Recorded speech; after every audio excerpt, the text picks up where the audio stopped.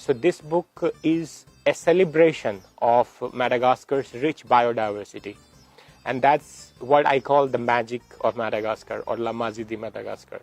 So the important point I want to make through this book is that the real treasures of Madagascar is its biodiversity. And it's so important to preserve them because we are losing them. Most of these species are on the verge of extinction.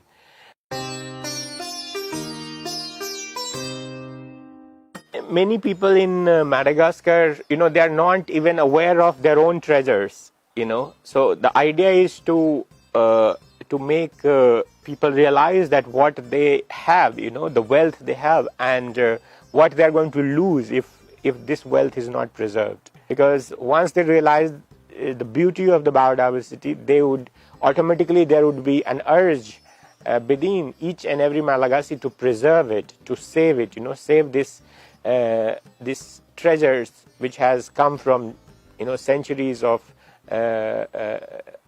heritage. So see, I have a very simple proposition for this, that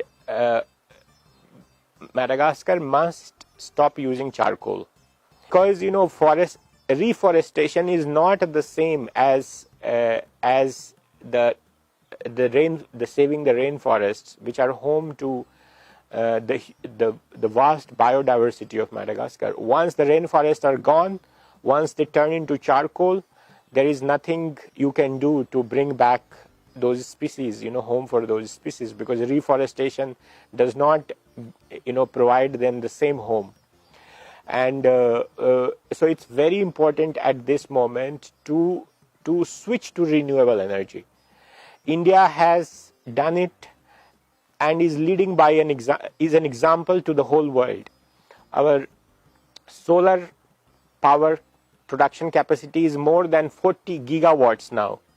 Madagascar's total energy production is less than half gigawatt, 400 megawatt.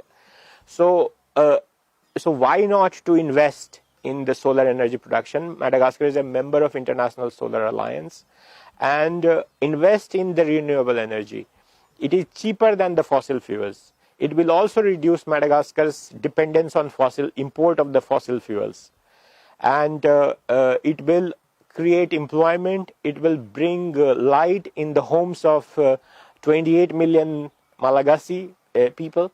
And it will, once there is electricity, I think it will lead to the rapid development of Madagascar.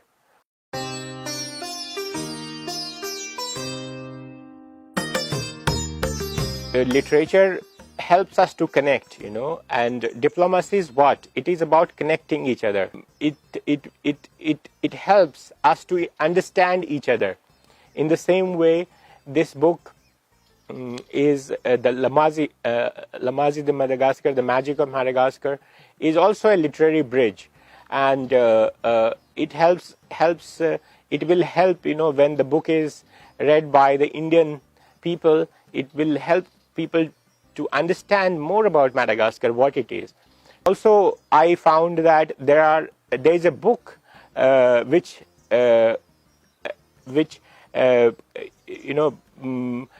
records more than 300 words from Sanskrit in Malagasy language. Also, I found that there are many Malagasy words which are common. For example, Janahari, for example, which means people's god in Sanskrit. So Vahini, for example, the name of the foreign ministry, it's also a Sanskrit word which means the outsider or the foreigner. So these are the cultural bridges. This is how literature can help in diplomacy. It can help us to realize that we have a common past and we share lots of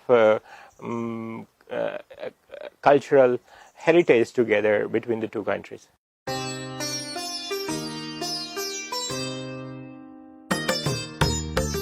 the goal of this new India-Madagascar Chamber of Commerce is to take this trade to $1 billion in the next 5 years. We have very strong trade relations. India is one of the largest trading partners of Madagascar, top 5 trading partners of Madagascar.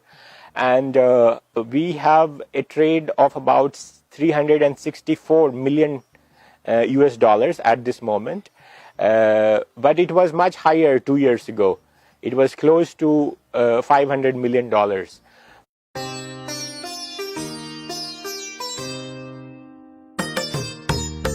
So Malagasy exporters, for example, they do not have to pay any duties. There is a zero duty for Madagascar.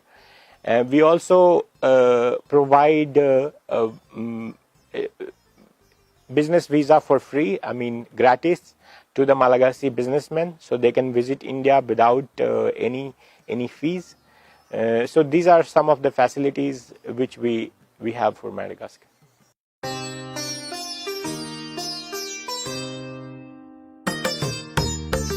So as I shared with you, mining is one, which is graphite, for example.